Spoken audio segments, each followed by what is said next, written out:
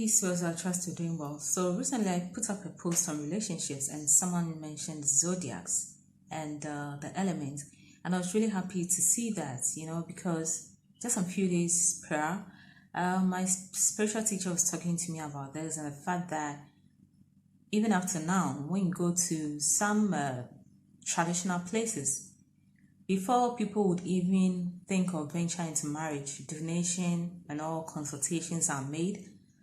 And spirits can tell exactly who a person is supposed to marry, probably how long their marriage is even going to last, some of the challenges that are going to come, as to whether the person is going to be in a polygamous union or monogamy. That's why I always say polygamy is not for everybody.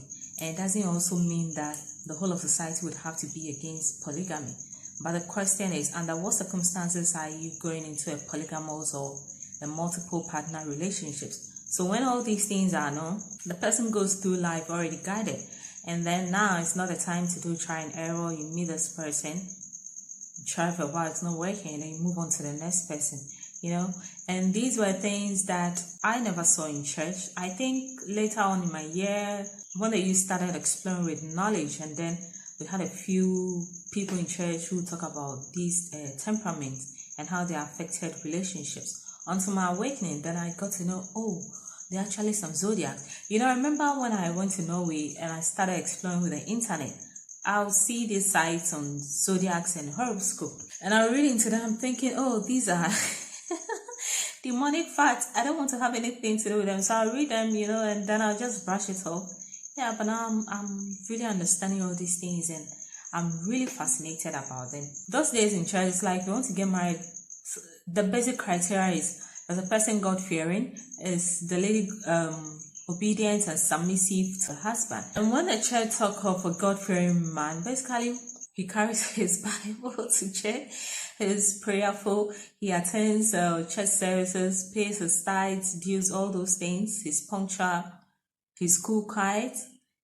And no, because at the end of the day, they need a man who is brainwashed and a servant to the system of business called church, so that he can also bring his whole household, that's the wife, children, and whoever is involved into the church.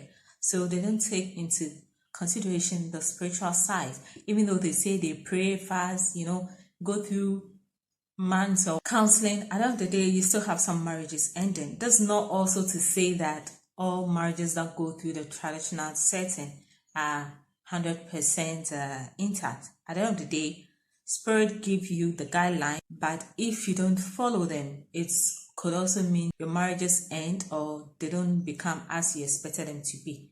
So zodiacs play a very important role, these elements, and as I've come to understand, there are 4 basic elements. That's earth element, water, fire, and air. And with the 12 zodiacs or horoscope, if you divide them evenly, each 3 falls into one of these elements. I haven't gone so much into studying them, but at least I know of mine. I'm a water element. My element is more of a fixed sign. It has all its properties that I wouldn't want to go into now. But the point is, knowing these things also determine how successful you're going to be in a relationship. Because there are some elements that don't do well in settling down in a committed relationship, because they are more of the fluid type and would rather prefer to swing, moving from one party to the other. That's why I realize that you can't place all relationships in a box. When you go on social media now, you see people who are in polygamy. There's the other one that is a polygyny or polyandry, whereby the woman rather has multiple partners. There is polyamory, where there is this unit couple who take turns having multiple partners, and to them it's working.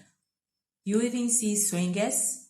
You even see men or women who are married to prostitutes, and it's cool with them because both of them understand the basic reason why they are with their partner, and also give room or accommodate why the partner is going for other types of relationship who are still with them.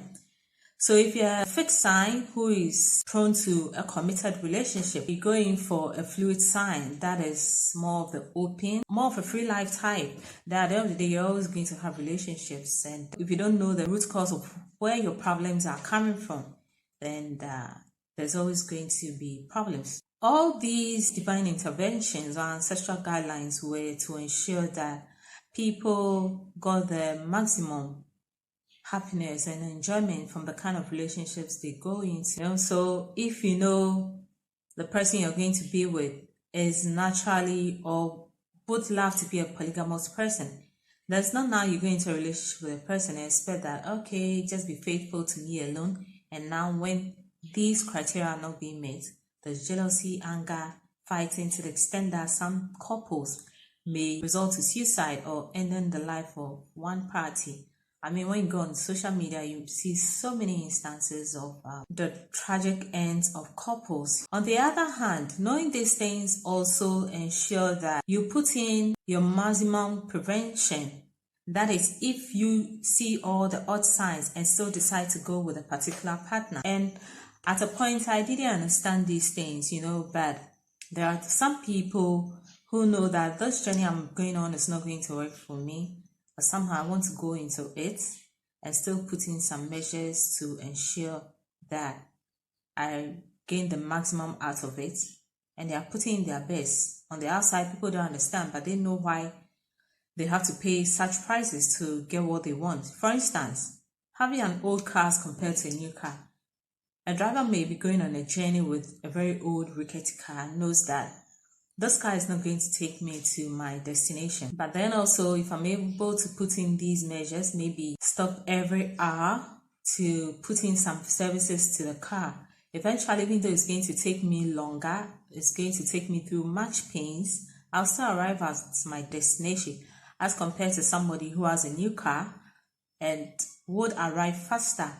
On the other hand, if you know all these things, then someone may decide, well, it's not worth all the risks I have to go through to get to my destination. So either I'm not going to go on the journey at all, or probably I'll join another person's car instead of going with my own car.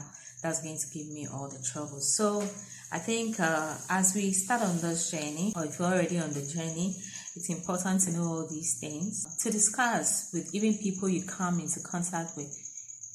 So both of you will know as early as possible if you are compatible. If you are not, and you decide to walk your diverse path, that's cool. But if you are not, and you still decide, yeah, we know we are not, but we still want to make it work at this angle, then okay, that's what I have to do. That's what you also have to do, and then you achieve the maximum best. Peace to us all.